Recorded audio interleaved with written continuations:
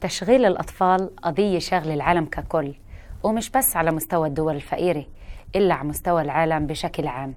شو أسبابها وشو أثارها السلبية على أولادنا؟ رح نسمع رأي أولادنا بهذا الموضوع في حلقة اليوم من برنامج رأينا مهم. خليكم معنا.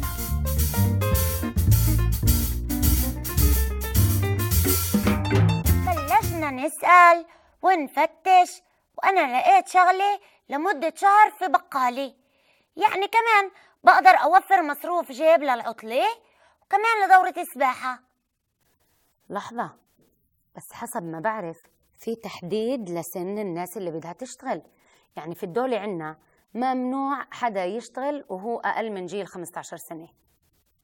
صحيح هيام، في شروط لتشغيل القاصرين وأنا بعرف، وكثير مهم إنه كل أبناء الشبيبة والمشغلين يعرفوا هاي الشروط مسبقاً. تعال نحكي بالأول، إذا كان في حدا منكم عندها تجربة في العمل، اشتغلتوا شي مرة؟ بيان اشتغلتي؟ إلك تجربة؟ اشتغلت. احكي لنا عنها. هو بمصلحة بيتية، إنه يعني بمكتب أبوي كنت أشتغل عنده سكرتير، أرد على التلفونات أو أرتب ملفات. إيش بيشتغل؟ محامي. طيب انت من مبادرة شخصية رحتي على المكتب ولا طلب ابوك مساعدة؟ هو كان يدور على سكرتيري، وقلت له شو رايك تحطني على سكرتير بما انه عطلة ومنه بقضي وقت ومنه بعمل اشي مفيد. يعني ديما اشتغلتي بالعطلة؟ انا ما اشتغلتش الصراحة، بس كتير كان جاي علي اشتغل. اخوي اشتغل بالمصلحة عند دار سيدي ومبسوط، يعني هو هناك بروح بكير على الشغل من الساعة 6 بروح على الساعة 5.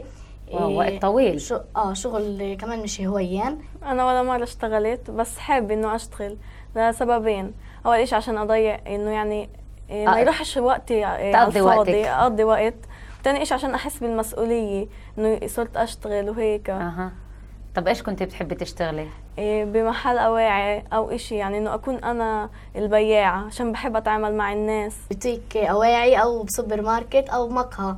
هيك المقهى انه كان انه قصدي منه انه اتعرف على ناس جدد، وكمان يكون مقهى بالوسط اليهودي عشان لغة العبراني اطورها اكثر. كمان من نفس المنطلق، نفس المنطلق، تقوي الشخصية تشتغل أو شخصيتي وأقوي لغة العبراني. بتمنى تكونوا انبسطتوا معنا اليوم في هاي الحلقة المثيرة. شكرا لكم، وبنستناكم الأسبوع الجاي في نفس الساعة. إلى اللقاء.